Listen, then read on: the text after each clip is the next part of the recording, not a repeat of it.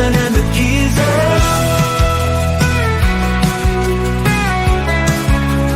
Munson and the Geeza. Reporting from the scene, Munson and the Geeza. News in every right.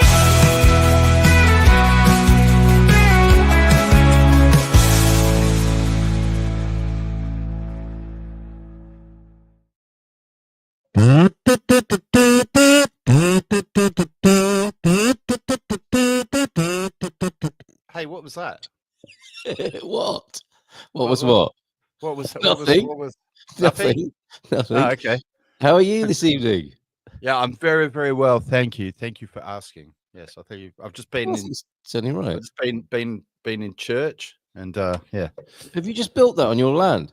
I've just built that on my land here, my own private church, my own private Idaho. Freedom is first. Yeah, Freedom first. It's almost a hashtag, first. Isn't it? And only just, though, because Jackie's here, vote for free chocolate, guys. Picking up on the theme of the evening, I imagine you've got a bit of dirty water to get out your pipe, so to speak, before we get onto that.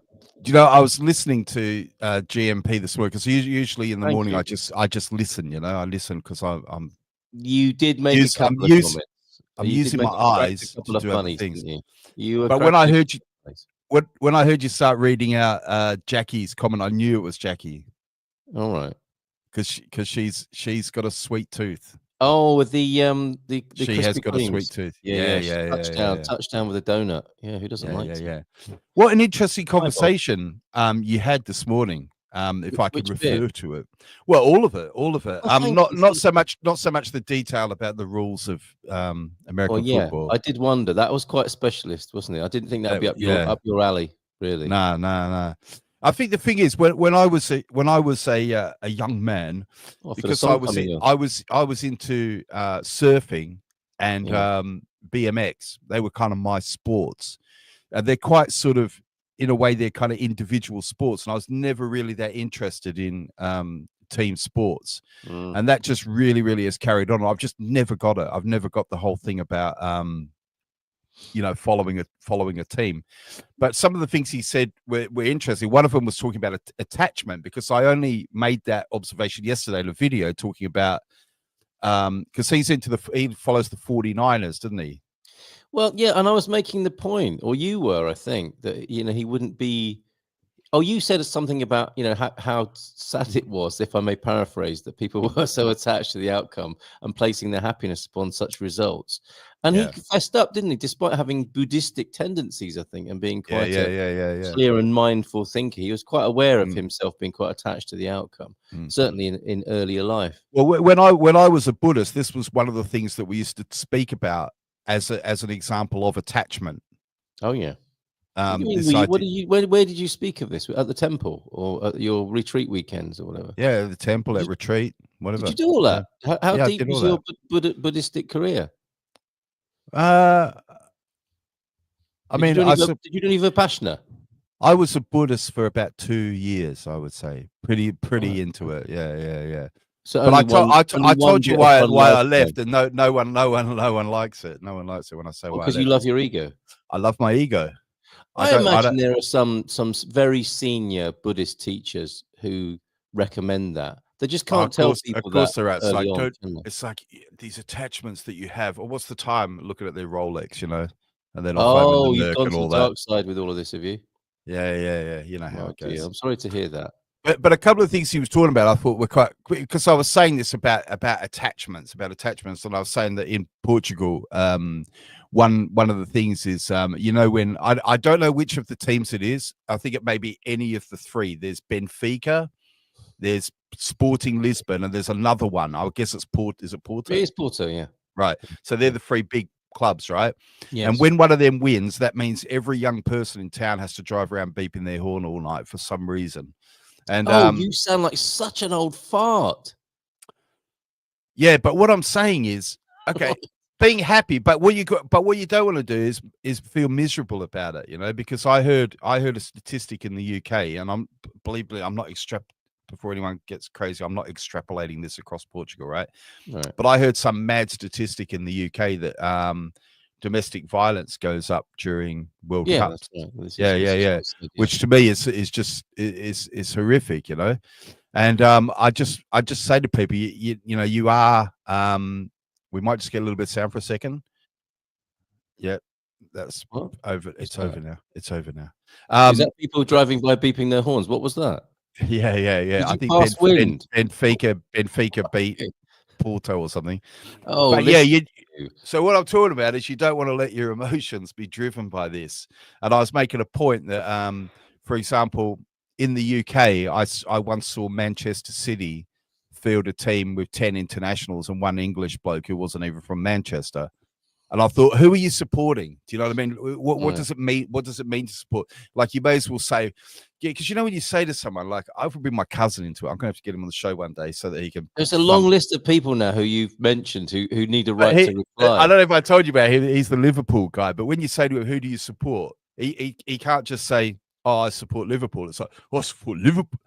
Liverpool, me. Liverpool. Oh, through and through. All me life. Liverpool, yes. You'll never walk alone, and all this. Yes. And you wouldn't dare say anything bad about Liverpool too, because really? he could get very serious. It could get very serious. So he a lot of his happiness and mental health and well-being hinges on the good or bad fortune of Liverpool. Now, fortunately for him, they tend to be pretty successful, but obviously there's football teams. There's football teams that you could support that might not be so good for your mental health, right? Oh yes, as many people prove with their life choices or their football choices. Yeah. Well, you know, what do you suggest people do with their emotions then? I don't know, but what I was kind of getting at was trying to be aware of it, because what I see at the moment is a parallel with what's going on in the US with Trump and the Dems, Trump and the Dems, you know. Yeah. So interestingly, I saw a video today by Elizabeth Warren that kind of made me feel much better about the video that I made yesterday, because she made a point. Did she reach out to you? She reached out to me. She must have heard. She must have seen the video I made, because I said, look, it's very easy for us, or anyone who kind of is a Trump supporter. And I have said in the past that on balance, I would have probably voted for Trump if I'd have been forced to, over Harris or Biden. Yeah. But what you got forced to, that doesn't happen though, does it, in America? It might happen, but there's been a lot of there's been a lot of people speaking in the last couple of weeks who are very happy with Trump. You know, he's hit the ground running. He's like demolishing the institutions, and he's holding their feet to the fire. And well, look at all this money that's been misspent. And what I try to say to people is just be very, very careful that you're not getting caught up in the rhubarb. And Elizabeth Warren made a very good point in a video today. She said, just a warm reminder to everyone that Trump said he would lower grocery prices on day one. Yeah. Did he not do that? Done that? No, he hasn't done that. So do you get the point, Carl? It's very easy for even though your groceries are not cheaper, you can buy a plastic straw now to drink some of the drinks that you've bought at the original price. Hey, looking at you, Carl. Yeah, you get it. You get it. That's scary. You get it. It's scary, right? Yeah. When you look at me like that, yeah, it's scary, right? Yeah. So you get my point, and that was what I was really glad when Elizabeth Warren made that point today, because it's like, yeah, let's all get excited. In the political spectrum, what's her position? Well, she would very much be a Democrat. Right. Okay. I thought so. Yeah. Like very much, even the kind she's of a sort of calm voice, is she? Did she say that calmly and in a measured way to sort of give people a little bit of a she's not the most crazy, but she does have her moments. Okay. There was the whole I'm an American Indian thing with Trump. Yeah, I don't know if you remember that. Yes. And then she went out a test, and it turns out she's 100. You know, this is all, the whole thing is just nonsense, isn't it? It's just all nonsense. Yeah, but which leads us nicely into your political choices in this country. Although you may not have finished yet, but both of us might have a bit of pipe clearing to do before we get round to that subject. It's a great subject, by the way. And we've been on a little journey, really, haven't we, the pair of us, you know, since we started talking. And, you know, I've had my accidental dalliance with Shaker, and I've been called a far-right propagandist.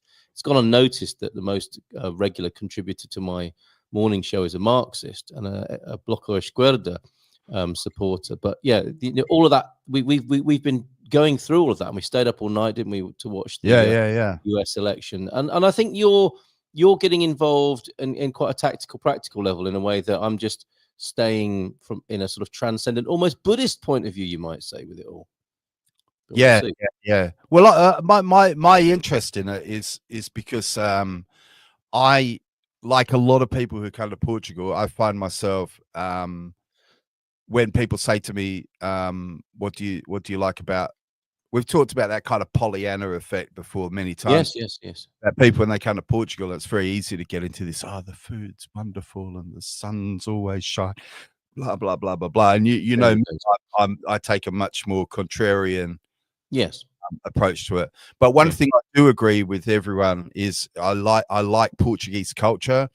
And even though it's taken me a long time, I am really more and more embracing just this simple idea that you can't put a price on time. You know, I'm loving that attitude. Do you remember the other week we were in a meeting? There's a Portuguese guy there, and I said Portuguese people love a long lunch more than they do earning money. And you can see he just laughed, and he's like, yeah, you know. And I'm getting used to that. I'm still getting used to it because I was getting used to what? With that. Like being. No, I was born and bred with that Protestant work ethic. You know, and it's a measure of your character, how hard you work and all that. And then I'm just like really embracing, no, I want my time. You know, it doesn't matter what money you offer me. I want to be able to walk my dogs for 2 hours every day. Very good. You know what I mean?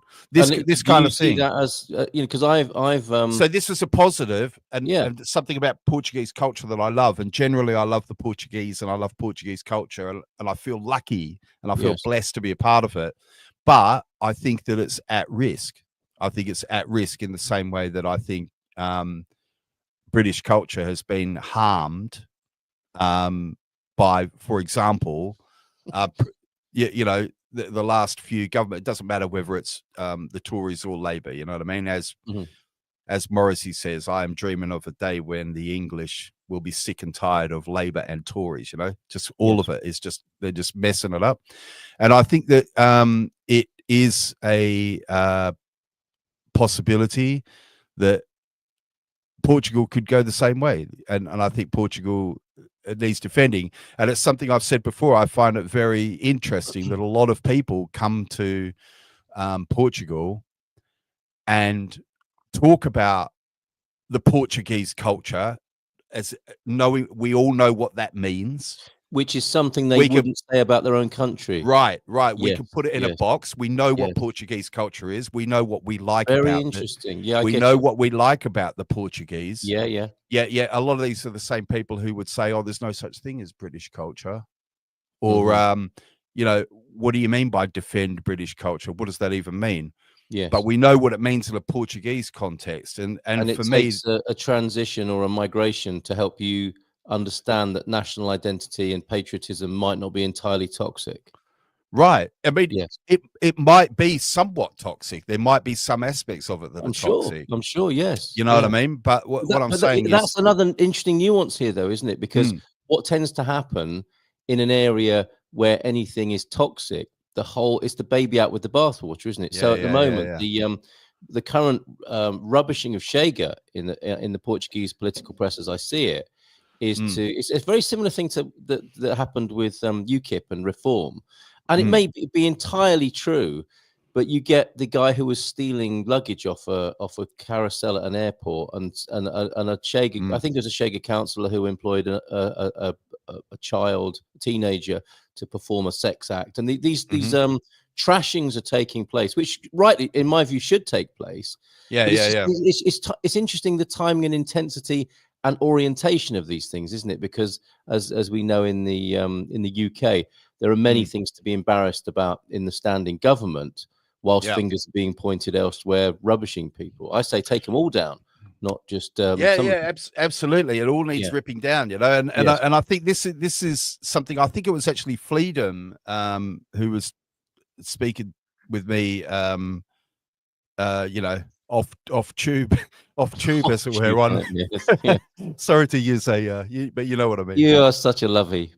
On In real life, IRL, man. Hashtag IRL. IRL. And he was telling me something I've made observations of before. He was saying he could hear his neighbor. I don't know what he was doing, looking through his neighbor's window, but he noticed in there they had CNN, I think it was on, and he was saying how that a lot of the media that people watch here only presents Trump, for example, in a bad light. So they were talking about this thing that's going on with this US aid at the moment. Yes. And that may or may not be good or bad. Who knows, right?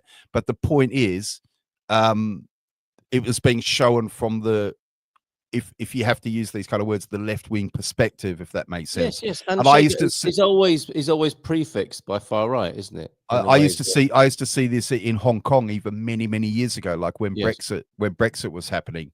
There was only negative press about Brexit in Hong Kong. Like it was exclusively negative. And like I remember one night on Hong Kong CNN, they had Sadiq Khan giving his opinion. And I remember saying, why is the mayor of London on TV here in Hong Kong giving his opinion about Brexit? Yes. What does that even mean? Like, surely, he's Farage is at least equal to Sadiq Khan in that whole thing, wasn't he? Do you know what I mean? It's kind of like, why isn't Farage on CNN? You know, because Farage, he would go on any TV anywhere station, that asked him. Yes, absolutely. So the point was, I've seen this everywhere, and it was, you know, I saw an interview with Putin and that Tucker Carlson recently, and Putin was saying to Carlson, because Tucker Carlson said to Putin, why don't you're getting accused of propaganda all the time. Why don't you just go ahead and do the propaganda? And Putin laughed at him and said, Carlson, are you telling me you don't know that the whole world's media is controlled by a few rich people in the United States? Wow. Very good. You can't. What did Tucker Carlson go? Yeah. Like a little that? girl, right? Yes. You're right. Yes. He was tickling him. That was very interesting, and brave. What was it? A documentary interview. Very interesting. And it's talk like this, Tony, of course, that does give me the reputation of being a far right sympathizer. Just having this conversation is enough for some people to go away from this. Because I've talked to you, I am now a Trump supporter as well, I think. Is that right? Is that how it works? I don't know. I don't even think I'm a Trump supporter.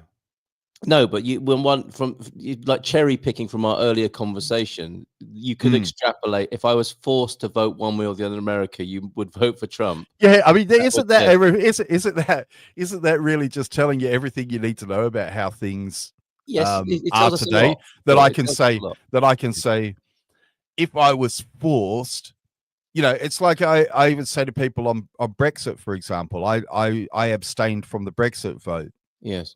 And both sides will call me a Brexiteer or a Remainer. Both sides are traitor, because I abstained.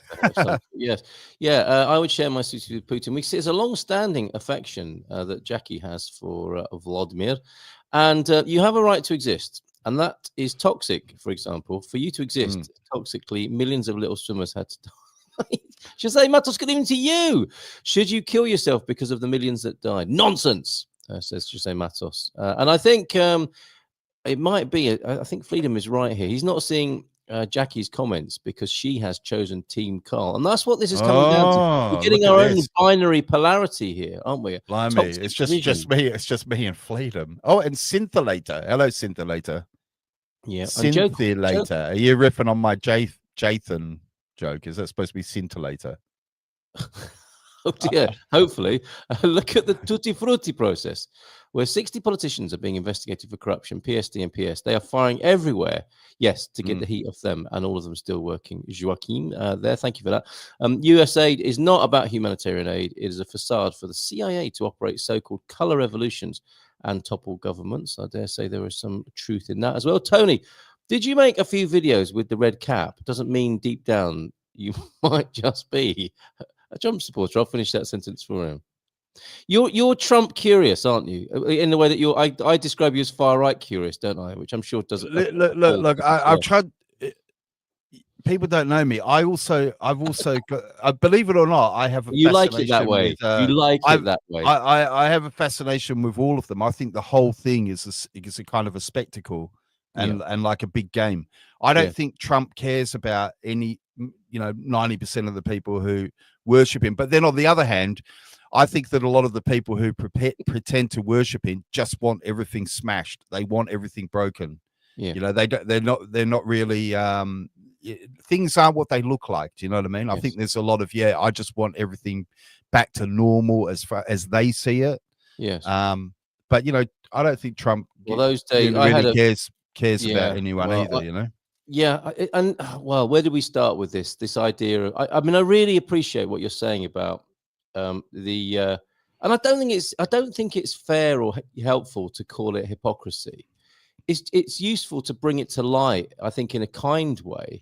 That isn't it interesting that people who love the idea of a Portuguese identity and come and revel in it and enjoy it and the goodness that it brings to us as foreigners would never be heard possibly saying the same thing about their culture. I haven't heard many American foreigners, expats saying, I love America. Well, I guess they wouldn't be here, would they, if they really loved it? But, I don't hear them speaking proudly. It's about how it's over and how they're leaving something that's breaking down. And possibly the same thing is true of the Brits. But they're not saying, let's make Britain great again, are they? They're not saying, wouldn't it be useful if we were proud of what it is to be British? Because like you say, that conversation has been moved out of the room, hasn't it? It's been escorted out of polite company. To even have that conversation is very difficult. You're made to look stupid. See, the Portuguese openly say things that would be considered offensive in England, which I don't understand why they're considered offensive. So I'll hear Portuguese people say, Portugal should be for the Portuguese people first. I hear people say that all the time. Because I put something up about what if the UK rejoins the EU. It's a question, and I think it's very likely to happen in some form. I had a Portuguese guy saying, well, if you come here and be Portuguese, and if you don't like it, go home. Now, I wasn't upset or offended by that, but I can't imagine anyone saying that in the UK in the current climate. Can you? No. They would be seen a certain way. I said this to someone the other day, and they said, "We don't want British people here. They cause too many problems." Yeah, and I'm completely open to that opinion. Yes, I think you can have that opinion. Opinions are just opinions. Do you know what I mean? But they're also useful places. Why do you say that? Is it true? Here's the other bit of that. Is it true? In my experience, I see what you're talking about. What could be done about that? Because those are important. Because otherwise, we're just band-aiding things. So it's like, you're not allowed to talk about that. Yeah. So this is it's like saying, there's no crime in my village.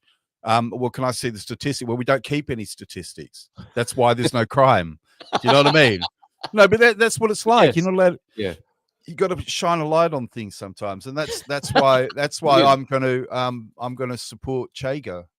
Yeah, I'm gonna go all in.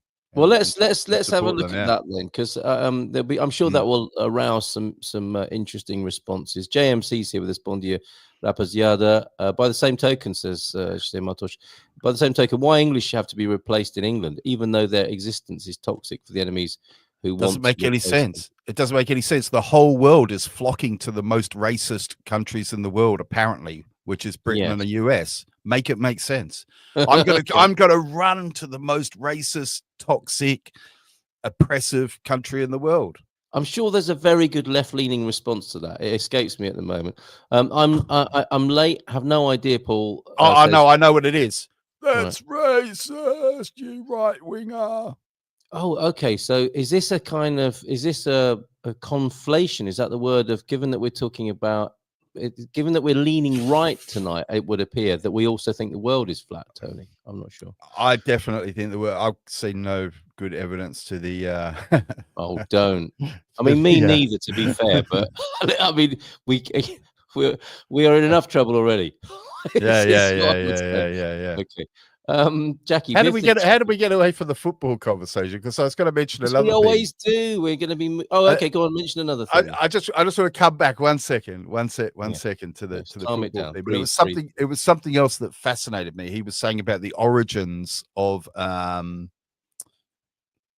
James this morning. Is that Mother's Little Helper? That's it. Carry on. Okay.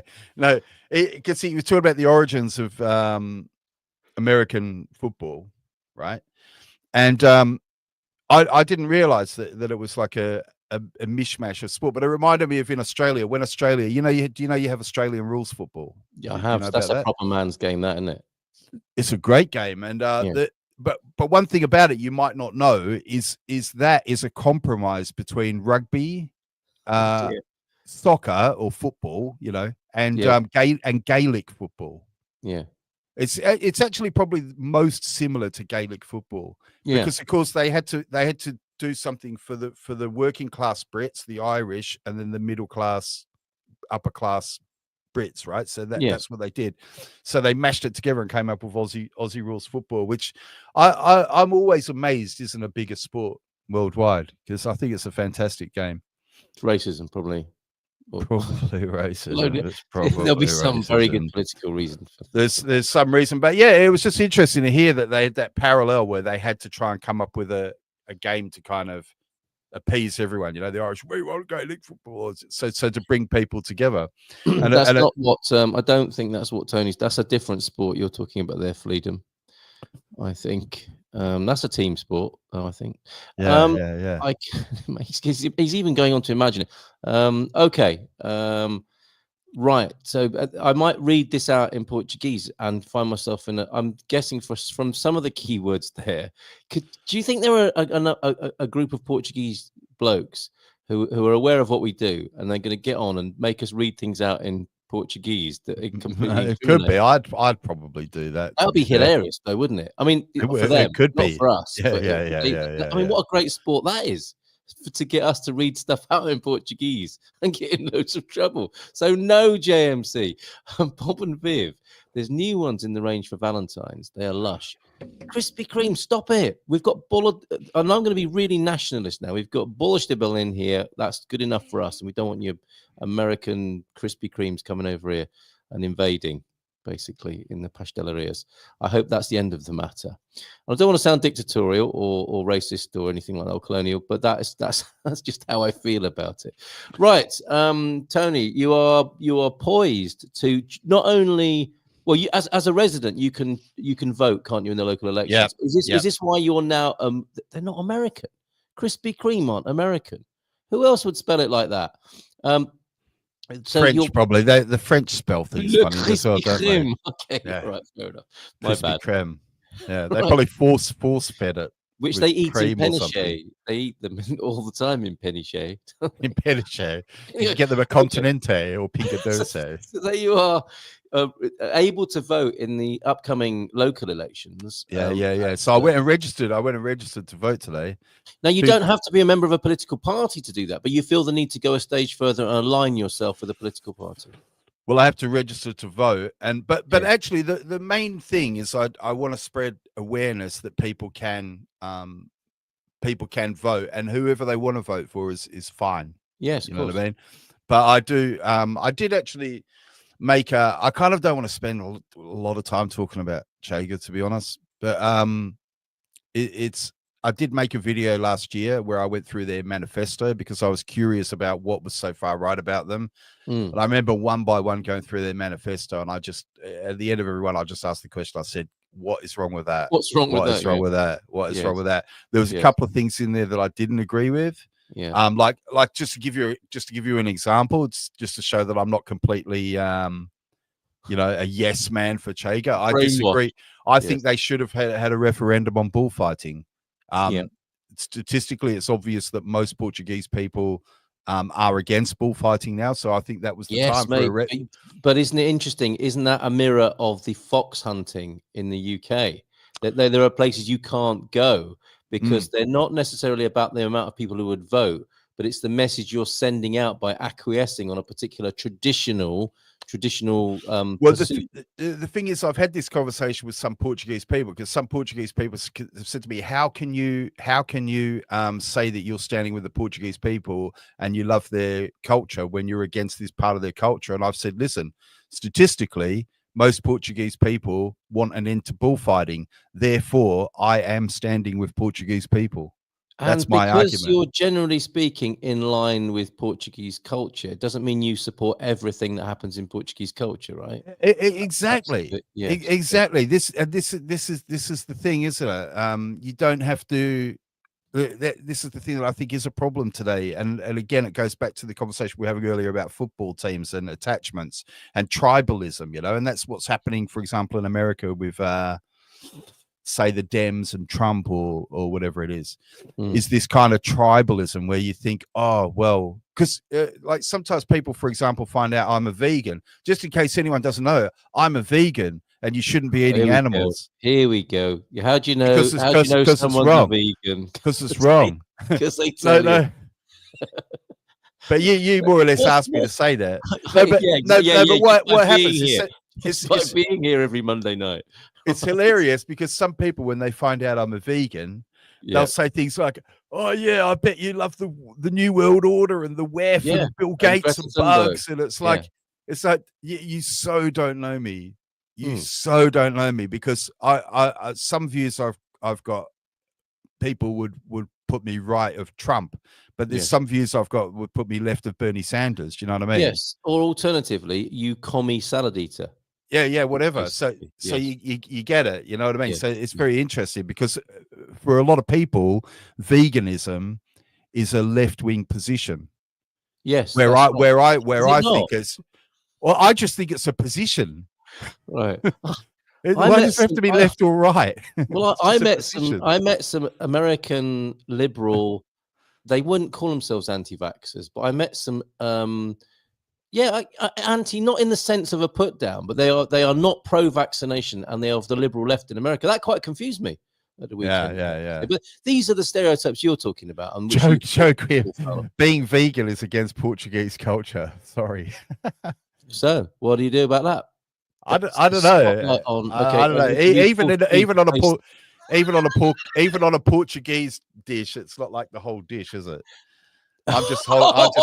Okay, on a technicality, right? Plants eat meat. Oh, here we go. You shouldn't have made. Why did you have to say you're a vegan? Do plants eat meat? Cows farting and oh my god! Well, hold on a minute. There's a lot here. Before this all slips away from us, we do need to get back to you becoming a complete Shager advocate. Is that not what you said?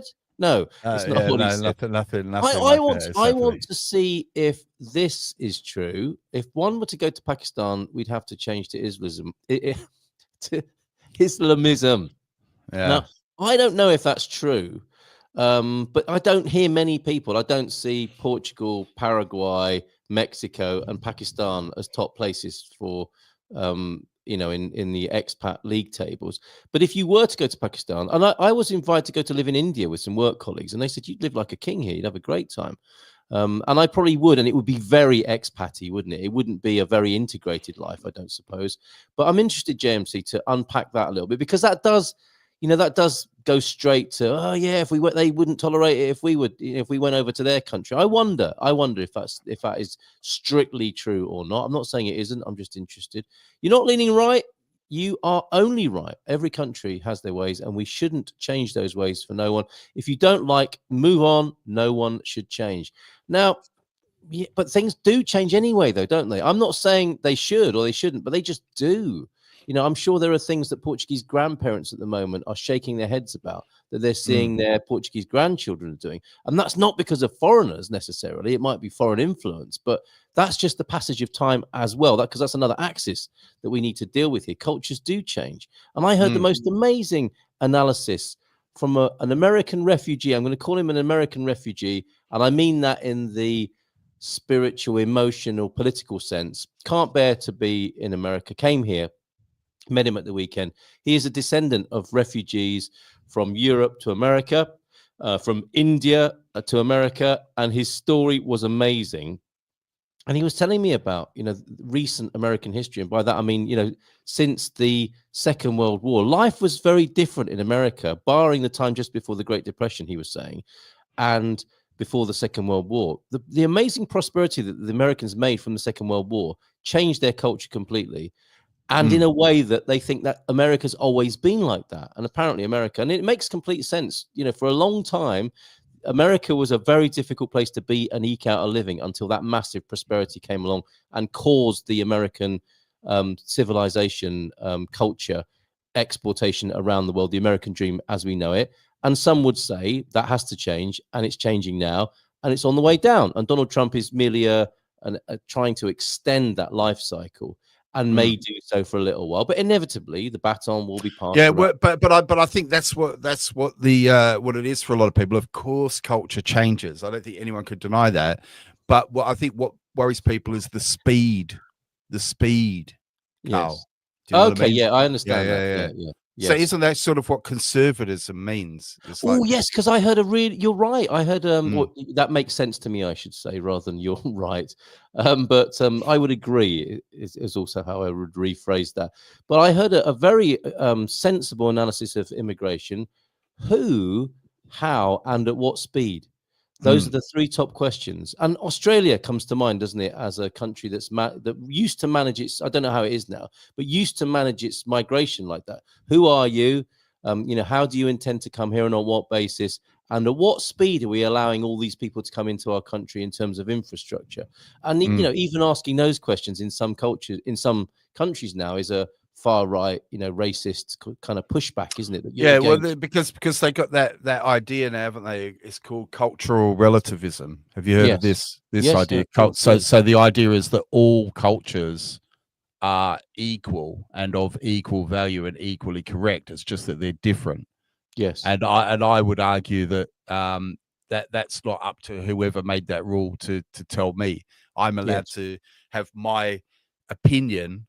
Yes.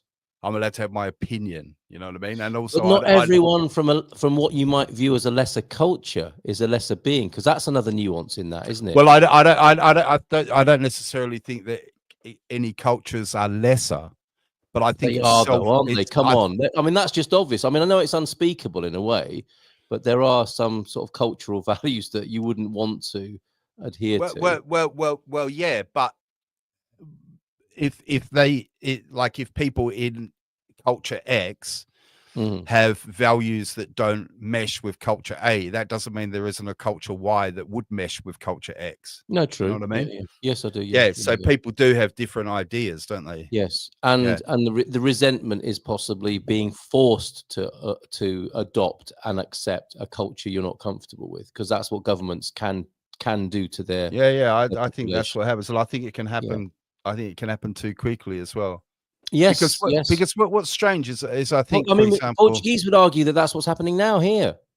They are arguing that's what's happening here. Yes, they are arguing it, Yeah, and I also think that people from the other side panic a bit, because I don't think that if you move to another country, you have to take, for example, I don't know, I lived in Hong Kong for 10 years, right? I was there for a long time, and I celebrated Chinese New Year and did all those things. It didn't mean that I couldn't celebrate Christmas, for example. I could celebrate Christmas, but what I would not do is demand or have an expectation that, for example, my holiday was put on an equal footing with Chinese New Year. I don't understand why I would think that should be a thing. Yes. Okay. Because I'm in Hong Kong, Yeah. So they're not saying I can't have my own culture, but it would inevitably happen, wouldn't it? With the right political wind and enough people, that's what starts to happen. I mean, it's unlikely to happen in Hong Kong and China, isn't it? But that's what can happen, of course. Yeah, but I mean, I suppose if it happens slowly and over time and without causing too much, what would probably more likely happen is, because what's quite interesting in Hong Kong, you do see some. It can be quite funny to look at. There's some kind of Christianity has kind of got mingled with some of the local Buddhist ideas as well, in a kind of a weird mishmash. Because Hong Kong's a bit of a some people call it like a decompression chamber between the West and Asia. Quite a good device, isn't it? Really? Yeah.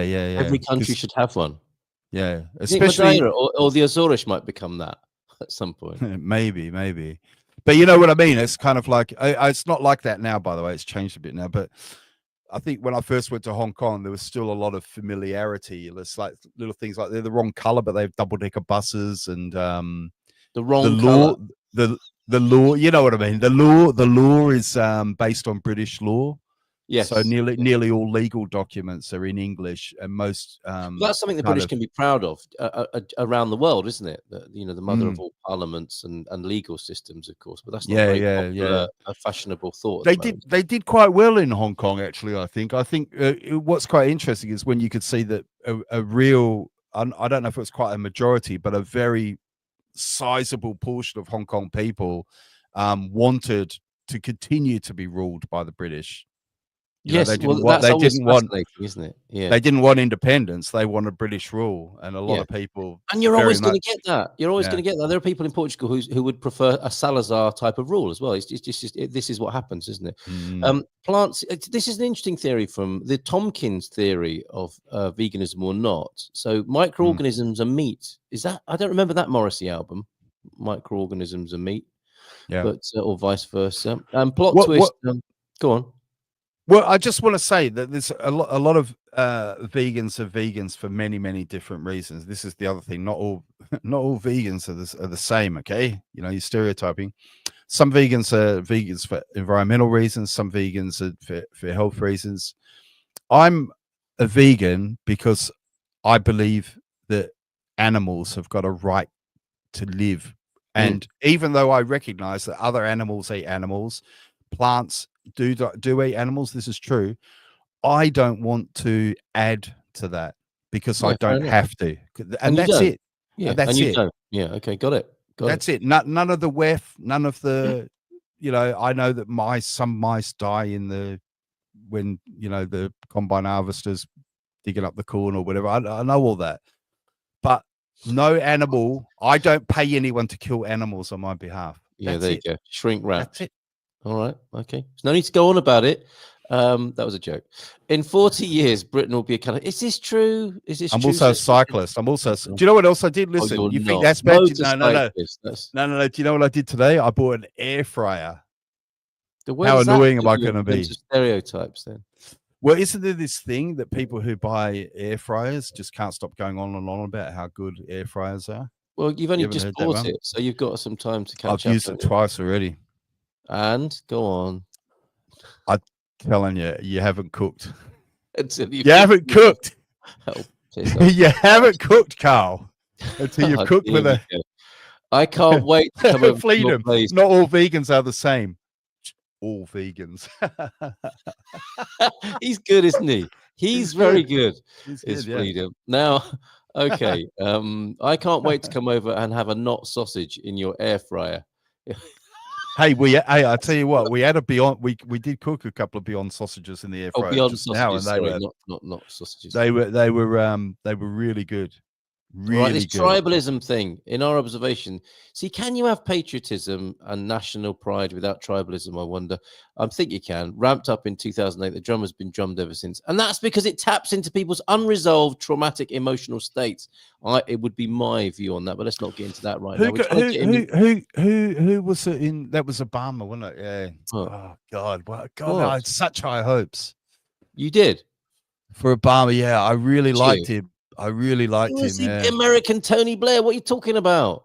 Yeah, well, no, but at first I thought I was very hopeful. It wasn't really until Clockboy and the other Hispanic kid and a few of those things that I thought, oh yeah.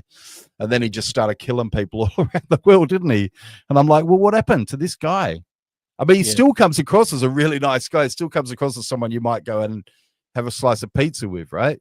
Yes, but a deeply evil. Oh, you have to say that, don't you? Because you don't use you wouldn't say he's somebody you'd have a pint with because you don't drink. So you've converted it to pizza. I noticed. Yeah, do you like that? Oh, you noticed that? I noticed that. Yeah, Shager can be right about excessive Muslim immigration, but they are not warmongers. Oh, but they are warmongers. I beg your pardon. Scintillator says they are warmongers. Ask them there's things about the war in Ukraine. There's things I disagree with him about. What do they think about the war in Ukraine? Are they not for withdrawal from Ukraine? Well, Scintillator, you're telling the story. Let's go. Yeah. What do they think about the war in Ukraine? No, I don't like AFD. I like ADN here. I'll put my colours to the mast. If I was forced to vote, as Tony was putting it, I think I might vote for 80. We were, see, this is a funny thing, Jackie, because I always used to say this about Scotland. What was that? What was that little dwarf's name they had up there? That horrible, Lulu? nasty little. Not Lulu. Lulu. Okay. What was her name? Russ Abbott. Oh, no, he was quite tall, wasn't he? No, she was like the PM. Billy Connolly. No, he was also tall. What do they call it in Scotland? It's not PM. It's I think it was the Prime It's First Minister. Is it First Minister? Yes, I do. What was I know her who name? you mean. The cranky one. Yeah. Yeah. She always used to make me laugh because she'd be like, "We don't want to be part of this union." You know what I mean? Because her whole shtick is she wants independence, right? It wasn't Jimmy Savile. It weren't Jimmy Savile. Okay. No, it's a little woman. A little. Yes, nothing wrong with being a little woman. I'm just trying to use adjectives. Short hair. I know. We know who you mean. Often and horribly annoying voice, described as a cranky, as Jimmy look-alike. Yeah. God, Nicola Sturgeon. Nicola Sturgeon. That's it. Nicola Sturgeon. Yeah. Dreadful woman, and she was all about that independence, wasn't she? All the time. But what was very funny is, I thought, listen to this woman. She wants independence from the UK so that she can rejoin the EU. Yeah. I mean, how ridiculous.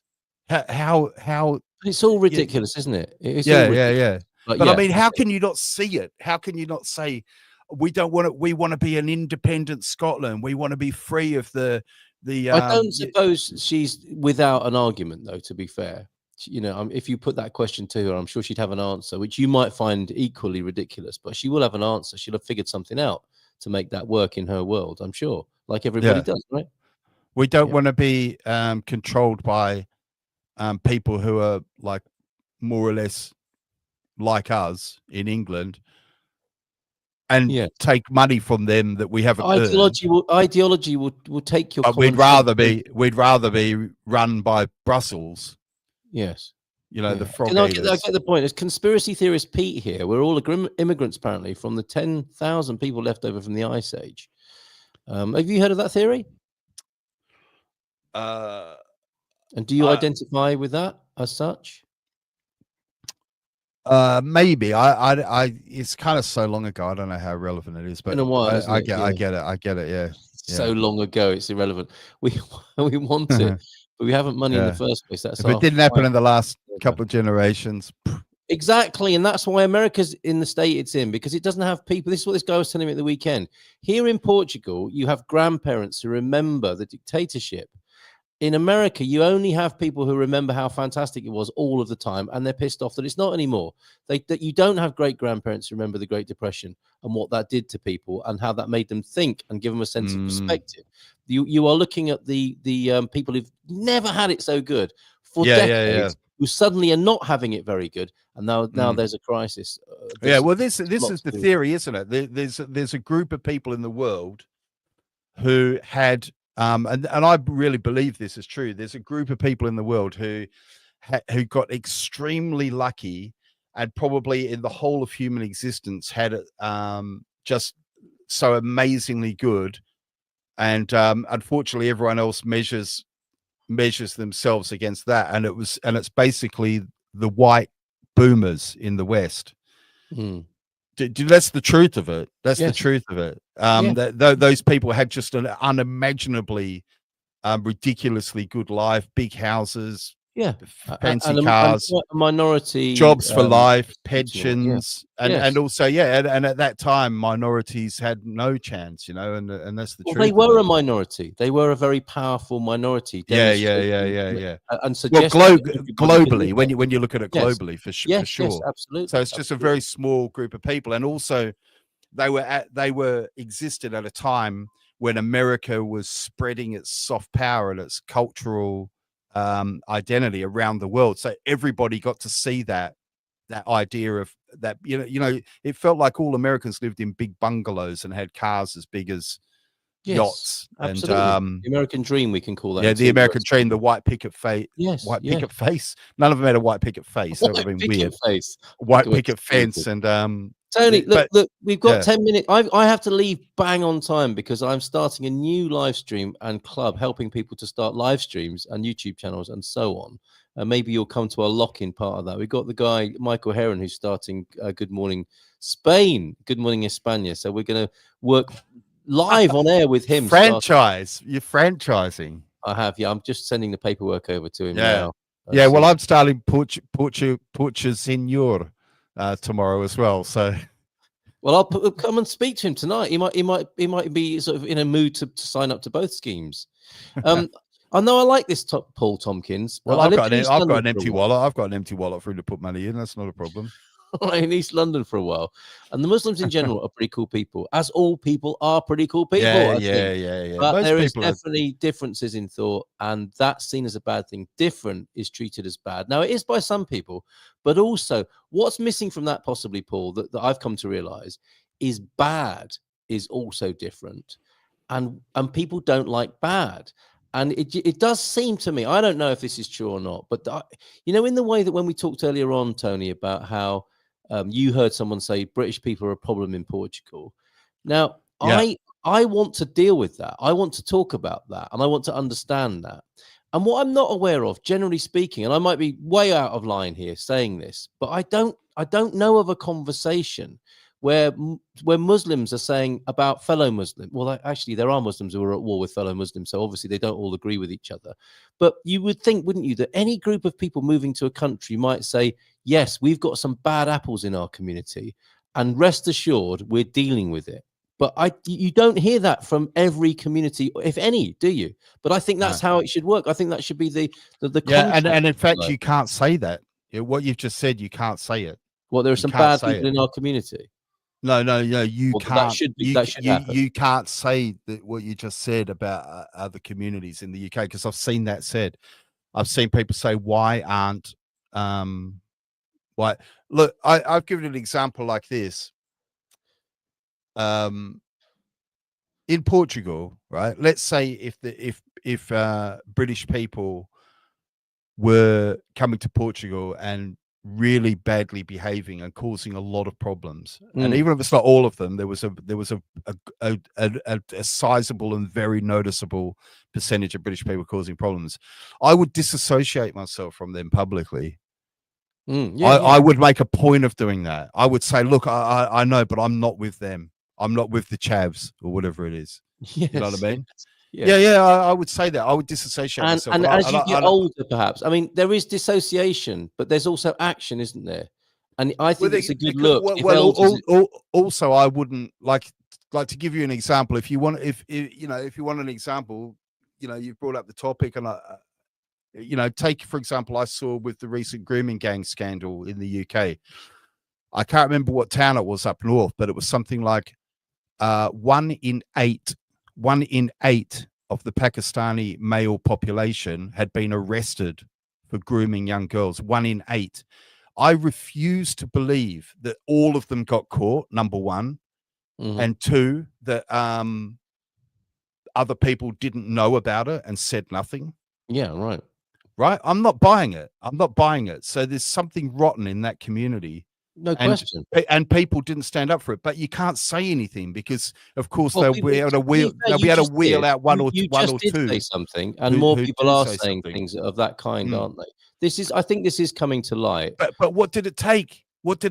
Hundreds of thousands of girls being sexually abused. Is that what one it way takes? of looking at it? Is that what it takes? What it took, I think, is a conspiracy far greater than just the statistic you mentioned. And I don't think they're the only community, as disgusting as those men might be who did that. I don't think they acted alone or without some sort of other. Well, no. And the other thing I hear people say is, "Oh, well, what about British paedophiles?" I'm going, I hate them too. I hate them too. But as far as I know, I mean, even then, you could say this certainly does seem to.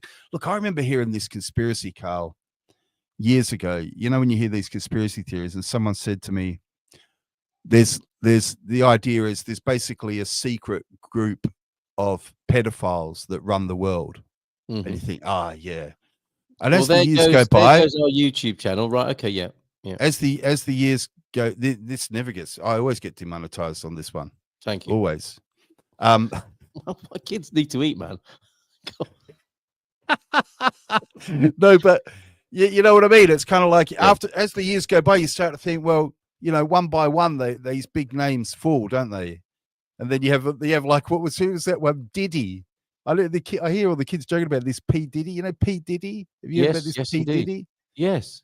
So you got like the grooming gangs that started with bloody Rolf Harris, didn't it? You know what I mean?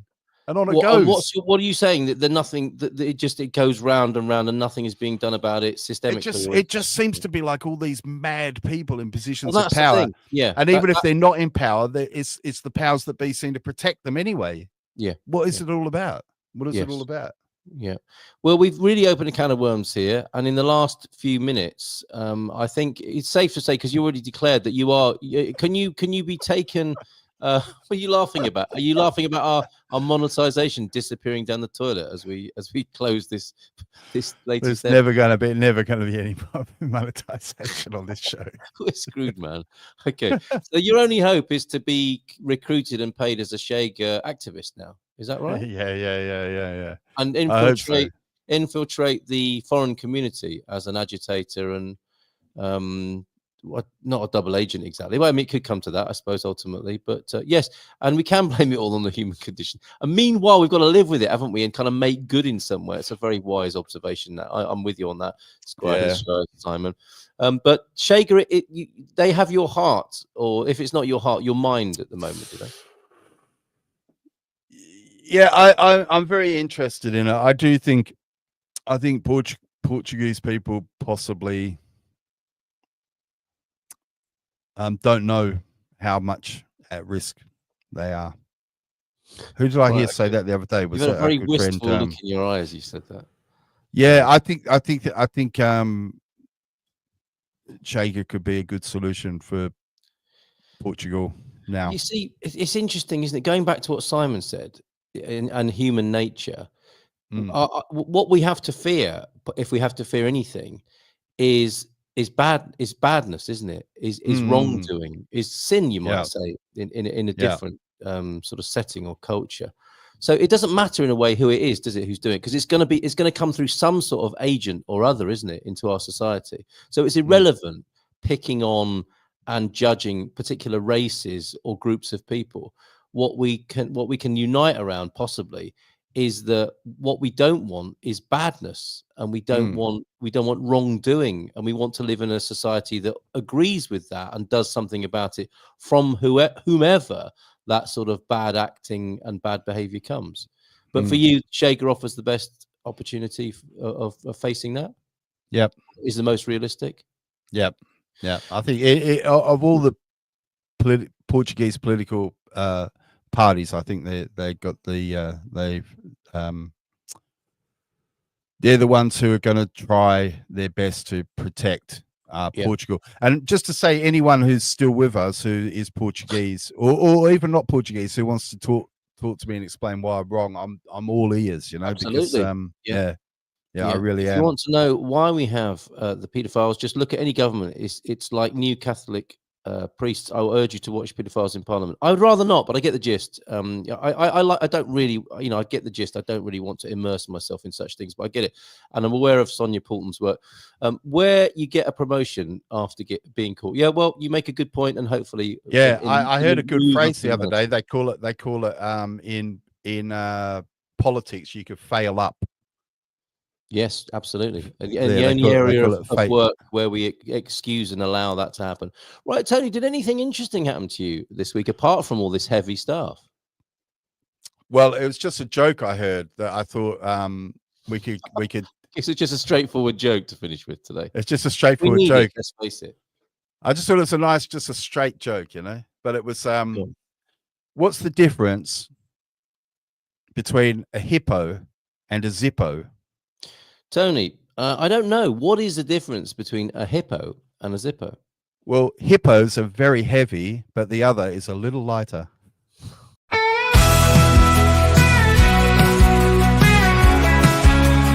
Munson the Geeza.